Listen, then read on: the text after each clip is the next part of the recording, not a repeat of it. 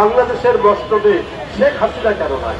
মমতা বন্দ্যোপাধ্যায়কে আমরা জানতাম ধর্মনিরপেক্ষ সাম্প্রদায়িক উদারনীতির মানুষ। তিনি তার স্বরূপটা উন্মোচিত করে দিলেন। বাংলাদেশে উনি আবার এক ধাপ লাভ দিয়ে গিয়ে বললেন বাংলাদেশে জাতিসংঘ বাহিনী পাঠাতে।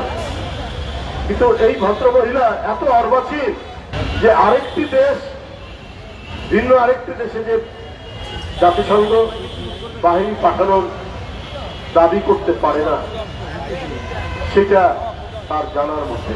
এই যে একের পর এক বাংলাদেশ বিরোধী অপপ্রচার, অপতথ্য, কুৎসা এবং হাইপার প্রোপাগান্ডা চালানো হচ্ছে, এটার উদ্দেশ্য একটাই, বাংলাদেশের মস্তবে শেখ হাসিনা কেন নাই? শেখ হাসিনা এত প্রিয় কেন তাদের মমতা এবং দিল্লির মোদী সাহেবদের? কারণ শেখ হাসিনার কাছ থেকে তারা বিনা পারিশ্রমিকে, বিনা টাকায় যা পেয়েছে, অন্য কোনো জাতীয়তাবাদী চিন্তার মানুষরা তো সেটা দেবে না।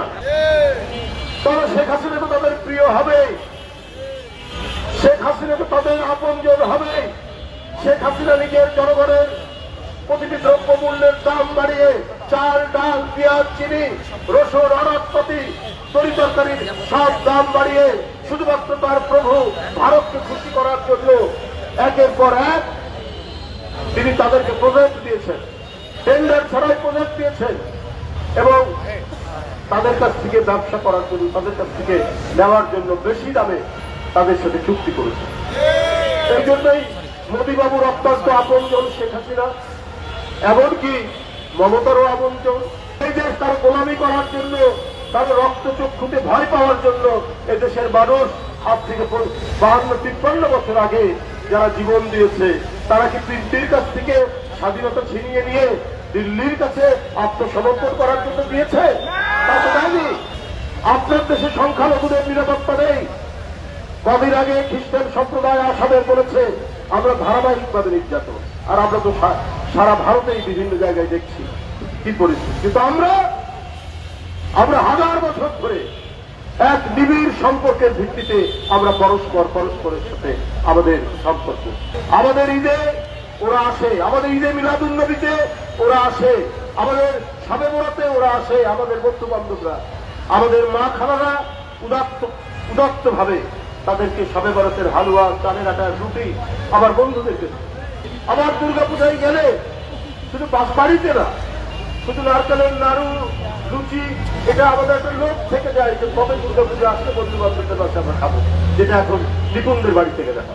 আমরা তারপরেও একে অপরের সাথে ব্যবসা বাণিজ্য নানা কারণেই ভারতে যেতে হবে। তা আপনারা মনে করবেন না যে আমরা নিরালম্ব, আমরা অবলম্বনহীন। আমাদের এখানে বাংলাদেশে আমরা যাই, আপনাদের এখানে হয়তো চিকিৎসা করানো এবং একটু ঘুরে বেড়ানো, আর একটা দেশে গেলে তো শপিং করেই মানুষ। বাংলাদেশে যারা আসেন তারা কি শপিং করে না? আপনারা ওইটার অহংকারে আপনারা বাঁচেন না। আমাদের দেশে কি শাড়ি উৎপাদন হয় না? আমাদের একটা বিশাল তাঁত গোষ্ঠী আছে। আমাদের এখানে এখন 35টা মেডিকেল কলেজ হাসপাতাল, 35টা মেডিকেল কলেজ হাসপাতাল। এই বাংলাদেশ হয়তো আয়তনে বড় নয়, কিন্তু বাংলাদেশের 18 কোটি মানুষ, আমরা জনসংখ্যার দিক থেকে অনেক শক্তিশালী।